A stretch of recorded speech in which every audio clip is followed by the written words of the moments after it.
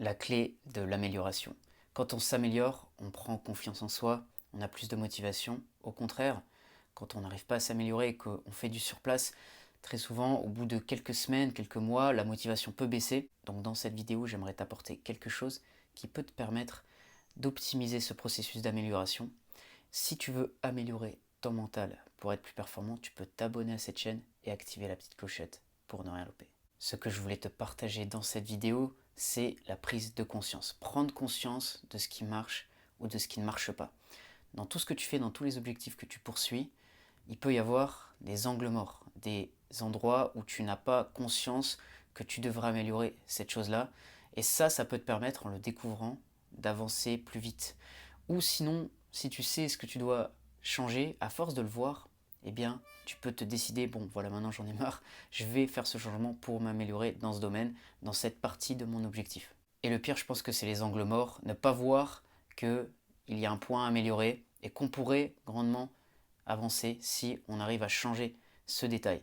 Et très souvent, c'est quelqu'un d'autre qui peut te l'apporter, quelqu'un d'extérieur, ou si tu consultes du contenu, ensuite réanalyser ce que tu fais et découvrir qu'il y a des endroits où tu n'avais pas pris conscience que tu dois améliorer ça, ou si tu prends un coach et qui te dit, voilà, cette partie-là, tu dois changer, et là tu te rends compte que mince, ben, en fait, ça fait longtemps que je répète la même erreur, et c'est normal que j'ai pas pu avancer, que je n'ai pas pu m'améliorer. J'aimerais te donner un exemple pour que tu puisses mieux comprendre le concept. Dernièrement, j'ai un ami qui me demandait comment prendre du muscle, comment se renforcer musculairement. On a vu la partie entraînement, je lui ai donné des conseils, puis la partie nutrition. Et il se trouve qu'au fil des semaines, il ne s'améliorait pas comme il devait. C'est-à-dire qu'il n'allait pas au rythme auquel on s'attendait tous les deux. Et je lui ai dit, voilà, qu'est-ce que tu fais au niveau entraînement? On a pu voir ce qu'il a fait. Il n'y avait pas de souci, il faisait son entraînement comme il fallait. Mais c'est sur la partie nutrition.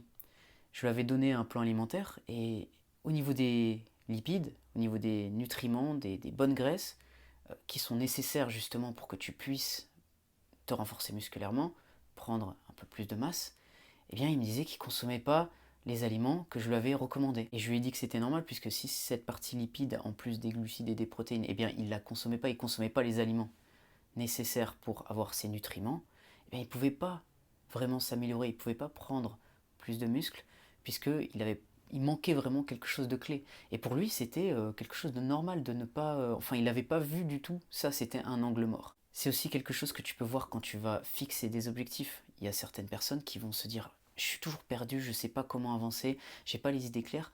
Mais si déjà elles n'ont pas d'objectif clair, c'est-à-dire spécifique, avec par exemple un chiffre, je sais pas, je te donne quelqu'un qui veut améliorer ses ventes. Si elle n'a pas un pourcentage ou un nombre de ventes à améliorer, eh bien, ça va être compliqué d'avancer étape par étape et de savoir où elle est par rapport à cet objectif.